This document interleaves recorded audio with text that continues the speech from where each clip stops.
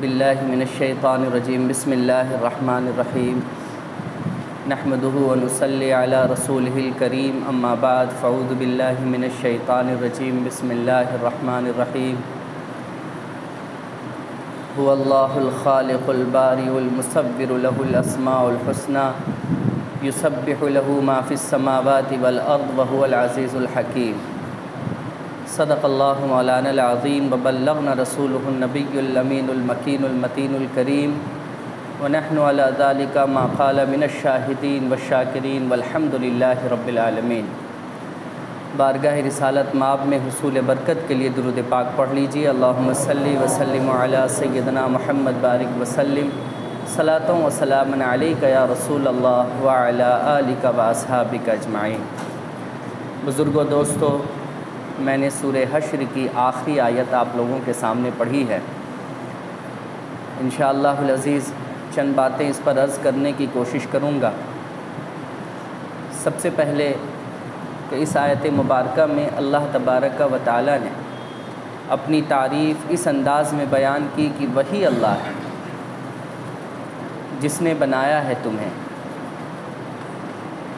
اور وہی اللہ ہے جس نے تمہیں وجود بخشا ہے، وہی اللہ ہے جو تصویریں تیار کرتا ہے، تصویریں بناتا ہے، اور اسی کے لیے اچھے نام ہیں۔ جتنے بھی اچھے نام ہیں، پیارے نام ہیں، وہ سب اللہ ہی کے لیے ہیں۔ اور پھر اللہ رب العزت فرماتا ہے کہ زمین و آسمان میں خواہ وہ کوئی بھی چیز ہو، اگر آسمان دیکھو تو آسمان میں چاند ہے، سورج ہے، ستارے ہیں، الگ الگ، اور زمین کو اگر تم دیکھو تو زمین میں پہاڑ ہیں، پانی ہے، چرند ہیں، پرند ہیں، الگ الگ، یہ سب اللہ کی تسبیح بیان کرتے ہیں، اور وہی بہت بڑی حکمت والا ہے۔ یہ اس آیت مبارکہ کا ترجمہ ہے جو میں نے آپ کے سامنے کیا ہے۔ اس آیت مبارکہ میں جو ایک بات سمجھنے کی ہے وہ یہ سمجھنے کی ہے کہ اللہ تبارک و تعالی فرماتا ہے اپنی تعریف کرتے ہوئے، اپنے بارے میں بتاتے ہوئے کہ اللہ ہی وہ ہے جس نے بنایا ہے تمہیں، جس نے تمہیں تیار کیا ہے، وہ اللہ ہی ہے۔ اور کمال کی بات یہ جانیے کہ بزرگوں اور دوستو، ایک انجینئر بھی اگر کسی چیز کو بناتا ہے تو اس کے لیے بہت ساری پلاننگ کرتا ہے، بہت ساری تیاریاں کرتا ہے۔ ایک اگر انجینئر گیا بلڈنگ بنانے کے لیے تو اس کے پیچھے بہت سارا مقصد اس کے ذہن اور فکر میں ہوتا ہے کہ بھئی ہم اسے بنا رہے ہیں، اس کا پرپس کیا ہے، اس کا مقصد کیا ہے، یہ کس کام کے لیے استعمال ہوگا، یہ کس لیے ہم استعمال کریں گے، اس میں کیا ملا کر اس کو بنانا ہے کہ اس کی لائف کتنی ہوگی، یہ کتنے دنوں تک چلے گا، یہ کتنا وزن سنبھال سکتا ہے، یہ کتنا ویٹ اٹھا سکتا ہے۔ ایک انجینئر جب مکان بنانے جاتا ہے تو ان چیزوں کے بارے میں سوچتا ہے کہ نہیں سوچتا ہے؟ اگر بغیر سوچے بنا دے گا تو آپ کو لگتا ہے کہ مکان کی عمر اچھی ہوگی، مکان ویٹ اٹھا پائے گا، مکان میں میٹیریل وہ اچھا ڈال پائے گا؟ نہیں۔ ایک انجینئر کے بنانے میں یہ سوچ شامل ہوتی ہے کہ وہ جو بنا رہا ہے اسے کتنے دن تک رہنا ہے، ٹکنا ہے، کتنا ویٹ وہ اٹھا سکتا ہے، کیا کیا ہم اس میں ڈالیں گے کہ اس میں کیسی مضبوطی آئے گی، کس کس طریقے سے اس کو تراشیں گے کہ اس میں خوبصورتی آئے گی۔ تو ایک انجینئر مکان بنانے سے پہلے اتنا سوچتا ہے۔ ذرا سوچو کہ رب ذوالجلال نے جب ہمیں اور آپ کو بنایا ہوگا تو ذرا سوچئے کہ اس کے بنانے میں کیا ہوگا، کیا ہوگا اس کے بنانے میں۔ ہم سے پہلے انسان گزرے جو 1200 سال جیتے تھے، اور ہم ہیں کہ صاحب 60 سال میں ہماری عمریں تمام ہو جاتی، 70 سال میں ہماری عمریں تمام ہو جاتی۔ کبھی سوچئے تو صحیح، وہی اللہ جس نے آج سے 1000 سال پہلے انسان کو بنایا تو وہ 1200 سال جی رہا ہے، اور وہی اللہ جو آج کے وقت میں ہمیں اور آپ کو بنا رہا ہے تو ہم 70 سال جی رہے ہیں۔ ذرا سوچئے، ذرا سمجھئے تو آپ کو پتہ چلے گا کہ نہیں، اصل خالق وہی ہے، اور اس کے بنانے میں جو چیزیں شامل ہیں وہ ہمارے عقل اور سوچ سے بہت باہر ہے، بہت دور کی ہیں۔ اس کے بعد دیکھیے وہ کہتا ہے وجود بخشنے والا۔ ایک انجینئر کسی بھی چیز کو اگر بنانے کا ارادہ کرے تو اسی زمین سے وہ اٹھاتا ہے، لوہا ہے تو اسی زمین سے نکالے گا، اگر اسے پتھر کا استعمال کرنا ہے تو اسی زمین سے اسے نکالے گا، اگر اسے بالو استعمال کرنا ہے تو اسی زمین کے اوپر جو پانی بہہ رہا ہے اس پانی کے اندر سے بالو کو نکالے گا، اسی زمین پر چلنے پھرنے والے انسانوں کو مزدور بنائے گا، ہے نا بھائی؟ لیکن ذرا دیکھیے، وہ کہتا ہے کہ ہم نے بنایا بھی اور وجود بھی بخشا ہے، اگر ہم پتھر نہ دیتے تو سیمنٹ کہاں سے لاتے تو، اگر ہم پانی میں بالو نہ ڈالتے تو بالو کہاں سے لاتے تم، اگر زمین میں ہم آئرن نہ ڈالتے تو لوہے کہاں سے لاتے تم؟ تو یاد رکھو، بنانے والا بھی میں ہوں اور وجود بخشنے والا بھی میں ہوں، بنانے والا بھی میں ہوں اور وجود بخشنے والا بھی میں ہوں۔ اور پھر آگے کہتا ہے تصویر بنانے والا، جی تصویر بنانے والا، دنیا کا کتنوں بڑا مصور ہو، تصویر بنانے والا آدمی ہو، کتنوں بڑا قلم کار ہو، اسے اگر آپ کسی تصویر کو بنانے کو کہیں تو وہ وہی بنائے گا جو اس نے کبھی دیکھ لیا ہوگا، بن دیکھے وہ کوئی چیز نہیں بنا سکتا ہے، کالپنک کوئی چیز وہ نہیں بنا سکتا۔ کسی بڑے سے بڑے مصور کو کہیے، تصویر بنانے والے کو کہیے کہ ہوا بنا دو، وہ کہے گا صاحب میں نے تو کبھی ہوا دیکھا ہی نہیں، تو کہاں سے بنائے ہوا کو؟ ہوا کو تو میں نے کبھی دیکھا ہی نہیں ہے۔ لیکن جیسے ہی آپ نے کہا گھوڑا بنا دو، وہ کہے گا ہاں میں نے دیکھا ہے، وہ فوراً گھوڑے کی شکل بنا دے گا۔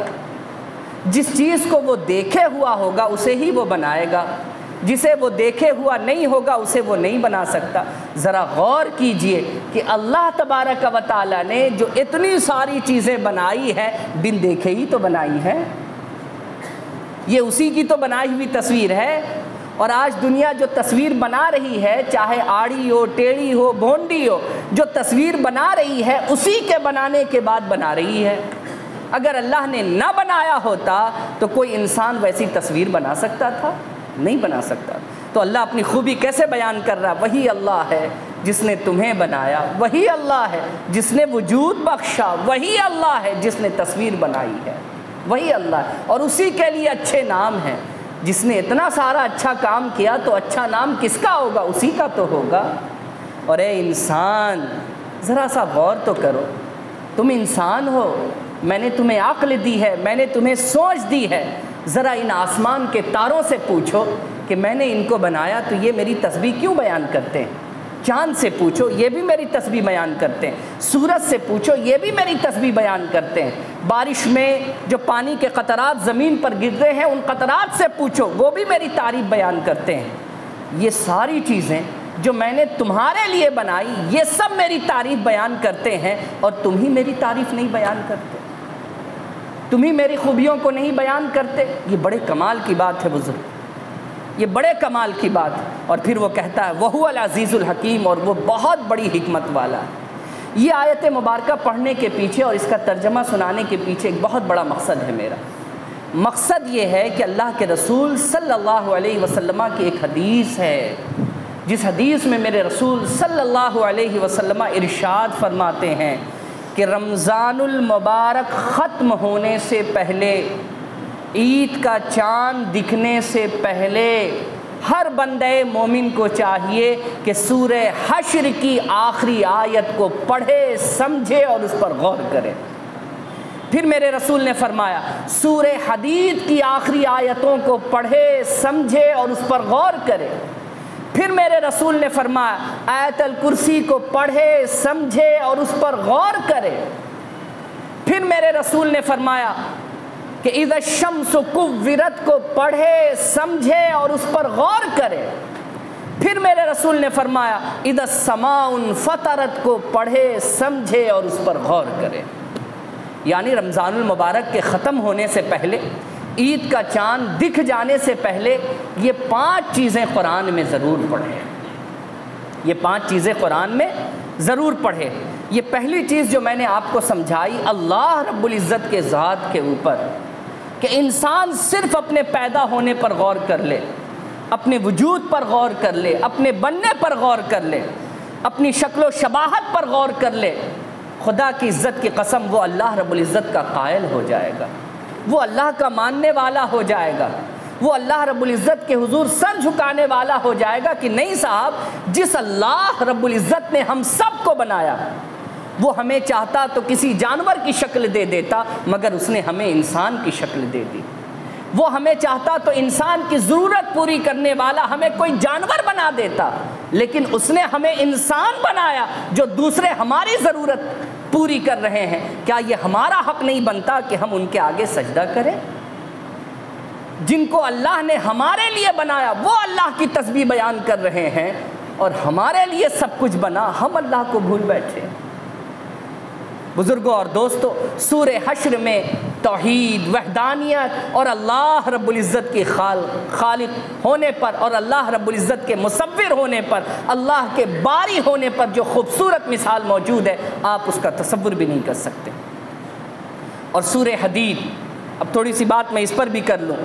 سورہ حدید کی جب آپ آخری آیت پڑھیے گا اور اس سے پہلے والی آیت، اس آیت مبارکہ میں کیا ہے؟ اس آیت مبارکہ کو جب آپ پڑھیے گا تو آپ کو پتہ چلے گا کہ اللہ رب العزت نے مومنوں سے خطاب کرتے ہوئے فرمایا، اے ایمان والو، اللہ سے ڈرو، اللہ سے ڈرو، اور اللہ کے رسول جناب محمد الرسول اللہ پر ایمان لاؤ۔ کس پر ایمان لاؤ؟ اللہ کے رسول جناب محمد الرسول اللہ پر ایمان لاؤ۔ اگر تم محمد الرسول اللہ پر ایمان لاؤ گے تو تمہارے لیے 2 اجر، ڈبل حصہ ہے اللہ کے یہاں، 2 اجر، ڈبل حصہ ہے اللہ کے یہاں۔ اب دیکھیے اس آیت مبارکہ میں 2 باتیں کہی گئی ہیں۔ ایک یہ کہ اس آیت مبارکہ میں اللہ تبارک و تعالیٰ نے عیسائیوں سے کلام کیا، اے عیسیٰ کے ماننے والو، تم حضرت عیسیٰ کو رسول مانتے ہو نا، مانو، لیکن ساتھ میں جناب محمد رسول اللہ کو بھی رسول مانو۔ اگر تم انہیں بھی رسول مانتے ہو تو تمہارے لیے 2 اجر، ایک عیسیٰ کو ماننے کا اجر اور ایک جناب محمد رسول اللہ صلی اللہ علیہ وسلم کو ماننے کا اجر۔ ایک تو اس آیت مبارکہ میں یہ بات سمجھائی گئی۔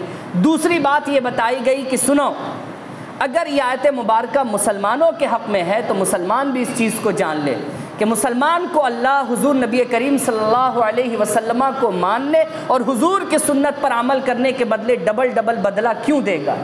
اس لیے کہ اللہ کے رسول صلی اللہ علیہ وسلم کے زمانے میں بھی ہم جیسے لوگ تھے جو زبان سے کہتے تھے کہ ہم جناب محمد رسول اللہ کو مانتے ہیں، لیکن اعمال میں ہم اس سے بہت پیچھے تھے۔ یعنی اس دور میں بھی ایسے لوگ تھے جو کہتے تھے کہ حضور ہم آپ کو اللہ کا رسول مانتے ہیں، لیکن حضور اگر کہتے تھے بیٹھ کے کھانا کھاؤ تو پیٹھ پھیر لیتے تھے۔ وہ کہتے تھے حضور ہم آپ کو اپنا رسول مانتے ہیں، حضور کہتے تھے کہ آؤ اللہ کے حضور سجدہ کرو، وہ پیٹھ پھیر لیتے تھے۔ حضور کہتے تھے کہ آؤ اگر تم مجھے اللہ کا رسول مانتے ہو تو حرام چھوڑو اور حلال کے راستے پر آؤ، اگرچہ یہ راستہ کٹھن ہے مگر اللہ کو پسند ہے یہ راستہ، اور اسی راستے میں اللہ نے برکت رکھی ہے۔ تو وہ جب یہ سنتے تھے حضور سے تو پیٹھ پھیر لیتے تھے۔ تو اللہ رب العزت نے ایسے ہی لوگوں کی ہدایت کے لیے فرمایا، اے وہ لوگ جو ایمان لائے ہو، اللہ سے ڈرو اور میرے رسول کی پیروی کرو، میرے رسول کو مانو، میرے رسول کے بتائے ہوئے راستے پر چلو، تب تمہارے لیے ڈبل اجر ہے، تب تمہارے لیے دگنا اجر ہے، ڈبل تمہیں حصہ دیا جائے گا اللہ کے حضور۔ اس کے بعد اللہ فرماتا ہے کہ تمہیں ایسی روشنی میں دوں گا حضور کی بات ماننے پر، حضور کی اتباع کرنے پر، حضور کی فرما برداری کرنے پر، میں تمہیں ایسی روشنی دوں گا کہ دنیا میں بھی تم بہتر طریقے سے چل پاؤ گے اور آخرت میں بھی تم بہتر طریقے سے چل پاؤ گے۔ یہ اللہ رب العزت کا انعام سورہ حدید کے اندر اللہ فرما رہا ہے۔ آپ دیکھیں کہ سورہ حشر میں اللہ کے بارے میں اور سورہ حدید کی آخری آیتوں میں جناب محمد رسول اللہ صلی اللہ علیہ وسلم کے بارے میں یہ انعام کا ذکر ہے جو اللہ رب العزت نے فرمایا، اور میرے رسول نے فرمایا سورہ حشر کی آخری آیت پہ بھی غور کرو اور سورہ حدید کی بھی آخری آیت پر بھی بولیے غور کرو۔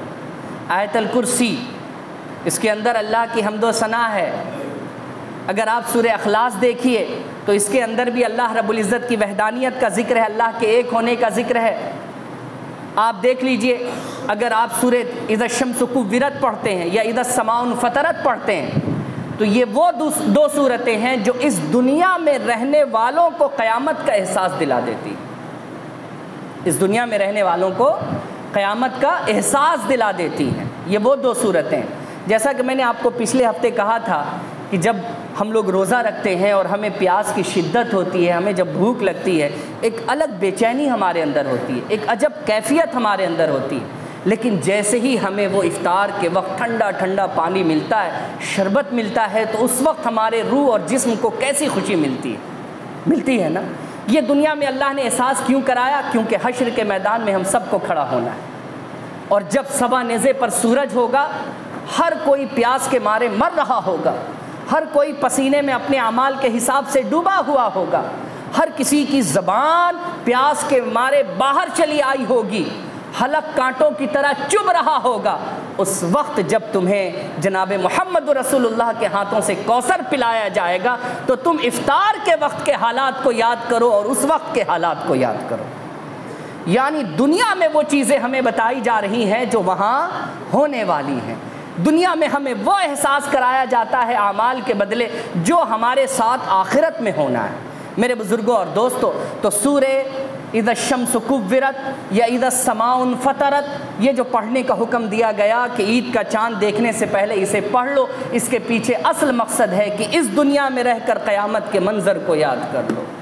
وہ بڑا ڈراونا، بڑا دردناک، بڑا خطرناک وہ معاملہ درپیش آنے والا ہے۔ اس سے پہلے کہ تم اس کی زد میں آؤ، سچے دل سے اللہ کے حضور توبہ کر لو، اللہ سے معافی مانگ لو۔ یہ ایک پیغام تھا جو حدیث کی روشنی میں نے آپ لوگوں کو آج دے دیا۔ اب دوسری بات سنیے، میرے رسول صلی اللہ علیہ وسلم نے جو دوسری بات بتائی ہے وہ بات بھی بڑی قابل غور ہے اور قابل ذکر ہے۔ 3 چیزیں ایسی ہیں جو عید کا چاند دکھنے سے پہلے کر لو۔ سب سے پہلی چیز جو حضرت ابوبکر صدیق رضی اللہ تعالیٰ عنہ سے میرے رسول نے فرمائی تھی، میرے رسول نے فرمایا، اے ابوبکر، عید کا چاند دکھنے سے پہلے وضو کیا کرو اور اچھا وضو کرو۔ رسول کا جملہ سنیے، عید کا چاند دکھنے سے پہلے وضو کیا کرو اور اچھا وضو کرو۔ وضو تو ہم سب جانتے ہیں جو وضو ہم لوگ بناتے ہیں۔ اچھا وضو کا مطلب کیا ہے؟ اچھا وضو کی تعریف حضرت ابوبکر نے اپنی زبان سے کی۔ اچھے وضو کی تعریف یہ ہے کہ بندہ جب ہاتھ دھلے تو یقین رہے اسے کہ صرف اس کا ہاتھ نہیں دھل رہا ہے بلکہ اللہ اپنی مہربانی سے اس کے گناہوں کو بھی دھو رہا ہے۔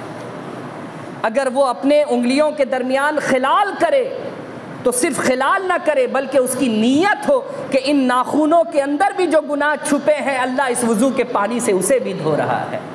اگر وہ چہرے کو دھلے تو اس کی یہ نیت ہو کہ آنکھوں کے اندر اگر کوئی گناہ چھپا ہوا ہے تو اللہ اس وضو کے بدلے اس گناہ کو بھی دھل رہا ہے۔ یہ ہے اچھا وضو کرنا۔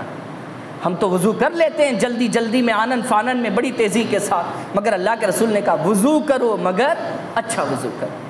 اس کے بعد میرے رسول فرماتے ہیں ابوبکر 2 رکعت نماز تنہائی میں ادا کرو۔ کتنی رکعت؟ 2 رکعت نماز، اور یہ نماز ایسی ہو کہ تمہارا دل دنیا میں ہرگز نہ جائے، تمہارا دل دنیا میں ہرگز نہ جائے۔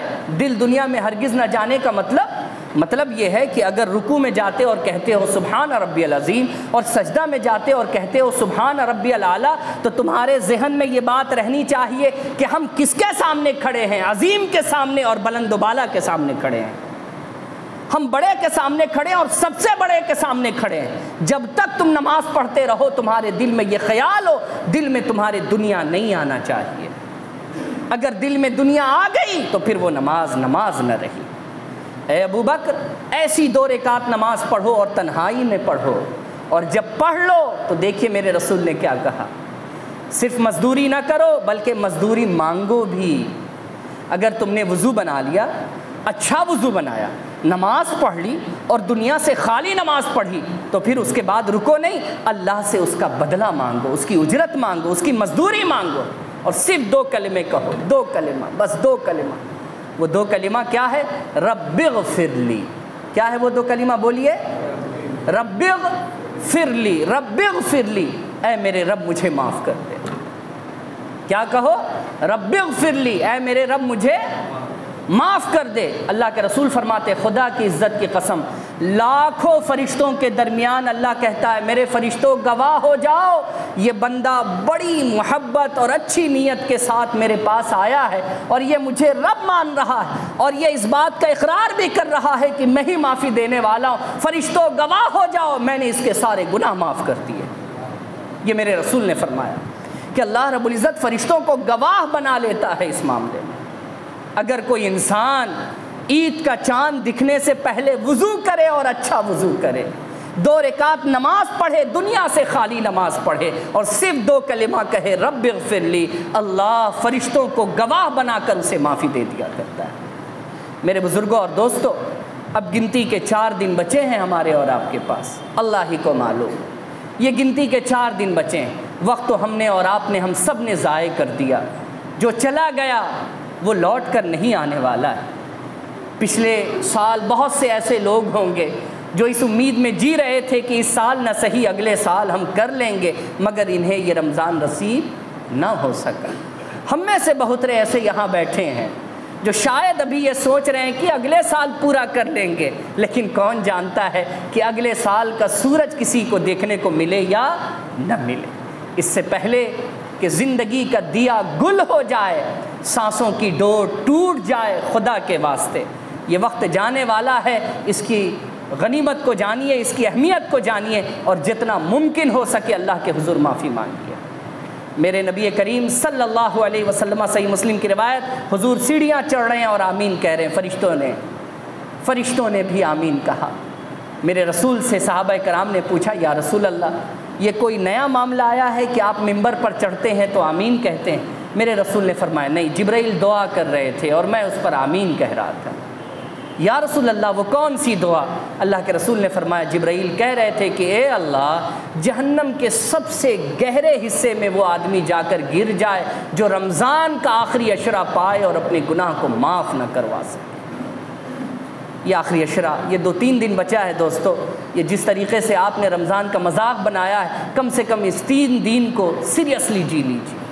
پتہ نہیں اگلا نصیب ہو یا نہ ہو، سیریسلی جی لیجئے اس کو، سچے دل سے اللہ کے حضور معافی مانگیے، توبہ کیجئے۔ بڑے گناہ کیے ہیں، جب آنکھوں کو بند کیجئے گا اور دل میں جھانکیے گا تو کہیں پر آپ کو نہیں لگے گا کہ آپ کے پاس کوئی اچھائی بچی ہوئی ہے۔ ہر طرف آپ کو لگے گا کہ ہم نے جتنے بھی قدم بڑھائے سب گناہ کے دندل میں ڈالے ہیں۔ میرے بزرگوں اور دوستوں، ذرا سا غور اور فکر کیجئے اپنی زندگی پر کہ کیا ہونے والا ہے ہمارا اس زندگی کے بعد۔ اللہ رب العزت ہم سب لوگوں کو نیک عمل کرنے کی توفیق عطا فرمائے، آمین بجاہ سید المرسلین۔ اور اب تک جو ہم نے روزے رکھے اللہ اسے بھی قبول فرمائے، جو رکھنے والے ہیں اللہ اسے بھی قبول فرمائے، جو راتیں ہم نے جاگی اللہ اسے بھی قبول فرمائے، جو آگے کا وقت آنے والا ہے ہمارے لیے اللہ اسے بہتر بنائے، اور ہماری ہر دعا آج کے دن اللہ رب العزت قبول فرمائے، آمین بجاہ سید المرسلین۔ وآخر دعوانا ان الحمد للہ رب العالمین۔